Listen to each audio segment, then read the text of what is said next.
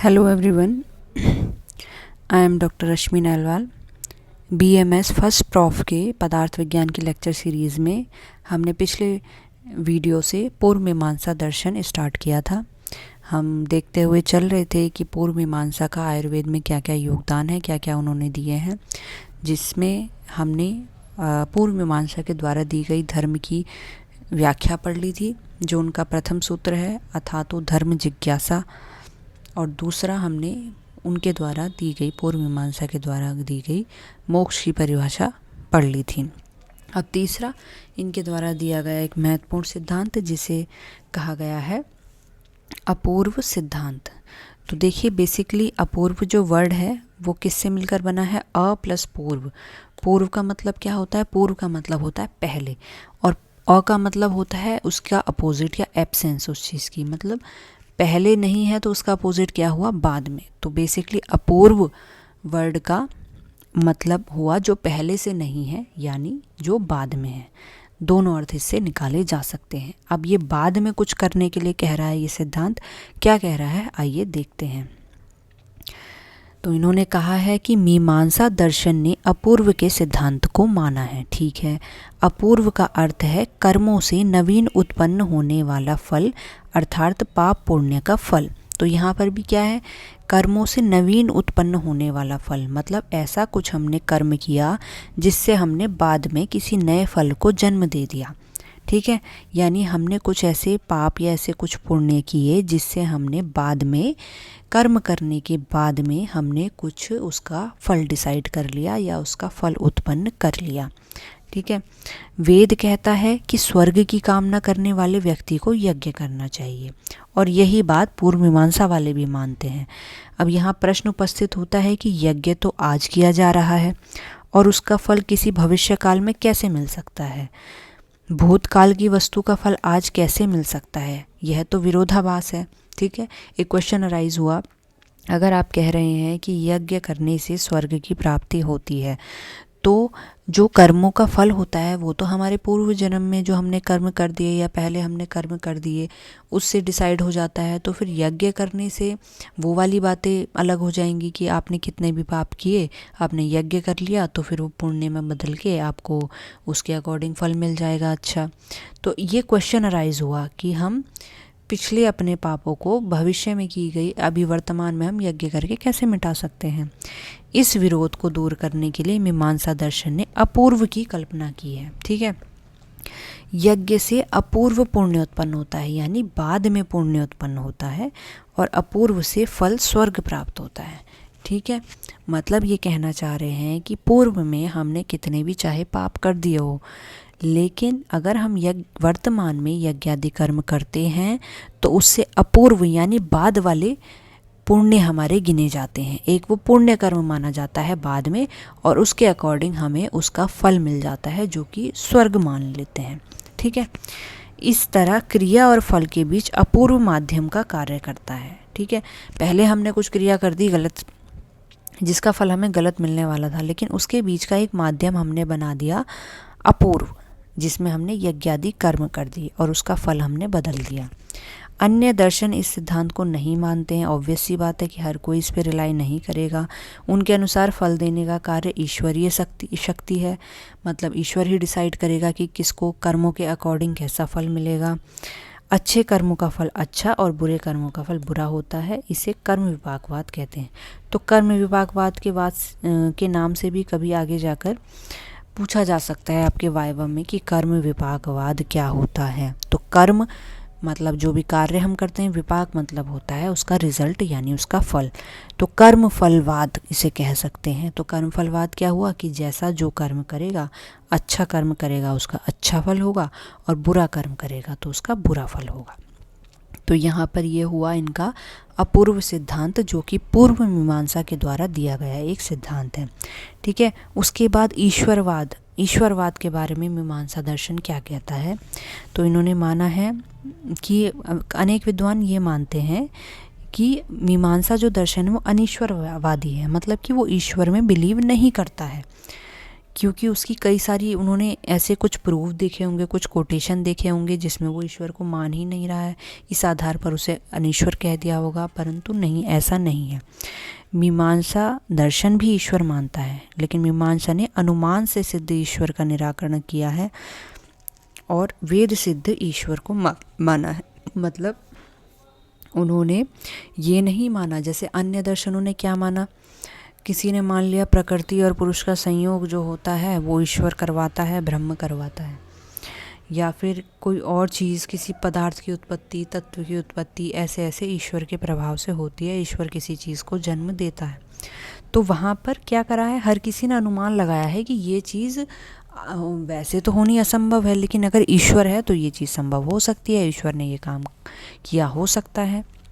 तो इस बात को मीमांसा दर्शन नहीं मानता, वो ये मानता है उन्होंने जो वेदों में बातें पढ़ी हैं उससे सिद्ध जो ईश्वर है उन्होंने उसकी कल्पना की है, ना कि केवल अनुमान लगाकर। तो इसीलिए कोई कोई उसे निरीश्वरवादी दर्शन बोल भी देता है, लेकिन असल में पूर्व मीमांसा दर्शन एक आस्तिक दर्शन है और एक ईश्वरवादी दर्शन है। ठीक है, इसके बाद आता है प्रमाण्यवाद। प्रमाणों के बारे में पूर्व मीमांसा की क्या राय है ये देख लेते हैं हम। अन्य दर्शन प्रत्यक्ष और अनुमान प्रमाण को अधिक महत्व देते हैं। वे प्रत्यक्ष और अनुमान के आधार पर पदार्थ का निर्णय करते हैं। मीमांसा दर्शन जो प्रभाकर संप्रदाय है स्पेशली ने प्रत्यक्ष, अनुमान, शब्द, उपमान और अर्थापत्ति का वर्णन किया है।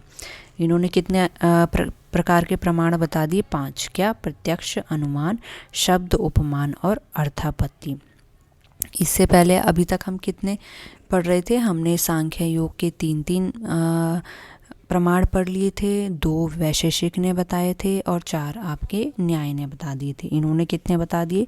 पूर्व मीमांसा दर्शन ने 5 प्रकार के प्रमाण बता दिए, लेकिन इन्होंने जो सबसे ज़्यादा वास्तविक माना है वो शब्द प्रमाण। शब्द मतलब आप्तोपदेश यानी वेदों में लिखे हुए उपदेश, उसके अलावा किसी को ये वास्तविक नहीं समझते, यानी सबसे ज़्यादा इम्पोर्टेंस इन्होंने प्रमाणों में शब्द प्रमाण को दी है। इनका कहने का तात्पर्य ये रहा कि यदि हमें शब्द का ही ज्ञान नहीं होगा, यदि हमें आप्तोपदेश का ही ज्ञान नहीं होगा, तो हम कैसे प्रत्यक्ष का पता लगाएंगे, कैसे अनुमान करेंगे, कैसे युक्ति लगाएंगे, कैसे अर्थापत्ति।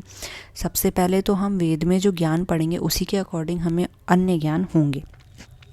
तो इसीलिए इन्होंने शब्द को, आप्तोपदेश को सबसे ज़्यादा प्रधान माना है कि अगर वो ठीक होगा, आप्तोपदेश ठीक होगा, तभी हम प्रत्यक्ष सही से देख पाएंगे और तभी हम अनुमान भी सही से लगा पाएंगे। तो शब्द प्रमाण की प्रधानता किसने मानी है?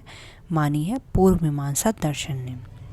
फिर अब देखिए मीमांसा दर्शन के अनुसार सृष्टि और प्रलय के बारे में इनकी क्या राय है।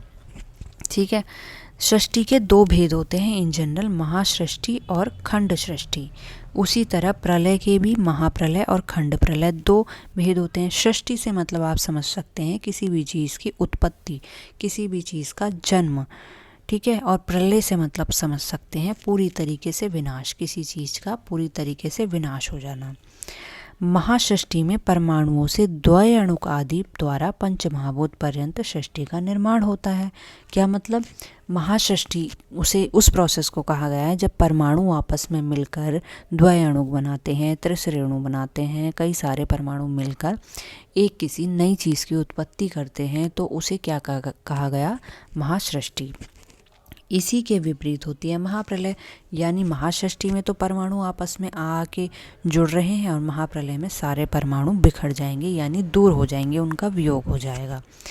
किसी स्थान विशेष का भूकंप आदि से जो विनाश होता है या कहीं पर नवीन वस्तु की सृष्टि हो जाती है, उन्हें क्रमशः खंड प्रलय और खंड सृष्टि कहते हैं। यानी अगर कहीं भी यदि भूकंप आता है या किसी भी तरीके की महाप्रलय आती है, बाढ़ आ गई मान लीजिए, ज्वालामुखी या कुछ भी आप मान सकते हैं, कोई भी डिज़ास्टर आ गया, तो उसके बाद क्या होता है कि एक चीज़ का तो नाश होता है, एक चीज़ की तो प्रलय हो जाती है, लेकिन उस डिज़ास्टर के बाद, उस घटनाक्रम के बाद, उस भूकंप के बाद कुछ नया भी उत्पन्न होता है। वहाँ उसके बाद एक नई प्रकार की सृष्टि जन्म लेती है। तो इस प्रकार की घटना में जो भूकंप आदि या डिजास्टर के बाद जो होती घटनाएं हैं उन्हें खंड प्रलय, और उसके बाद जब नई सृष्टि उससे उत्पन्न हो गई तो एक विनाश के बाद सृष्टि उत्पन्न हुई है, इसलिए उसे खंड सृष्टि कहते हैं। और ये इसी को मानता है मीमांसा दर्शन। मीमांसा दर्शन किसका कॉन्सेप्ट मानता है? खंड सृष्टि और खंड प्रलय। मतलब कि जब परमाणुओं का अलग अलग वियोग होता है तो उसी से प्रलय आती है और उसी के बाद एक नई सृष्टि की उत्पत्ति होती है। इसे कहते हैं खंड प्रलय और खंड सृष्टि। लास्ट में इन्होंने पॉइंट्स दे दिए हैं मीमांसा दर्शन और आयुर्वेद के, एक समराइज कर दिया है कि उसमें क्या समानताएं हैं। तो मीमांसा दर्शन धर्म यज्ञादि को महत्व देता है और धर्म यज्ञादि के महत्व को आयुर्वेद ने भी स्पष्ट किया है। अनेक व्याधियों की चिकित्सा में यज्ञादि कर्म करने का उपदेश किया है। ज्वर में विष्णु सहस्त्र नाम पाठ का वर्णन है। ठीक है, तो जिस तरीके से मीमांसा दर्शन में धर्म यज्ञादि कर्म कांडों को महत्वता दी गई है, इसी तरीके के कर्मकांड कहीं कहीं आयुर्वेद में भी देखने को मिलते हैं। आयुर्वेद में भी कई जगह ऐसा बताया गया है कि किस तरीके से हम कुछ यज्ञादि कर्म करके, या जो देव्यपाश्रय चिकित्सा कहलाई है वो बेसिकली यही आपकी कर्मकांडों और धर्म यज्ञादि वाली चिकित्सा है। ठीक है, मीमांसा दर्शन द्वारा माने गए शब्द आदि प्रमाणों का वर्णन आयुर्वेद में भी किया गया है। शब्द आदि जो प्रमाण इन्होंने माने हैं, जो 5 प्रकार के प्रमाण माने हैं, इनका वर्णन आयुर्वेद में भी कहीं ना कहीं आता है। तो इससे पता चलता है मीमांसा दर्शन से भी कई चीज़ें आयुर्वेद में ली गई हैं। ठीक है, तो इसके बाद हम यहाँ ये लेक्चर यहीं ख़त्म करते हैं। नेक्स्ट लेक्चर में हम उत्तर मीमांसा दर्शन, जिसे कि वेदांत दर्शन भी कहा गया है, जहाँ से हमारा धर्म कांड की सारी चीज़ें, ज्ञान कांड की सारी चीज़ें शुरू हो जाएंगी। और ये जो हमने पढ़ा अभी मीमांसा, पूर्व मीमांसा, उसमें सारे कर्म कांड वाली चीज़ें थी। तो अब देखते हैं नेक्स्ट लेक्चर में। अभी के लिए इतना ही। Thank you.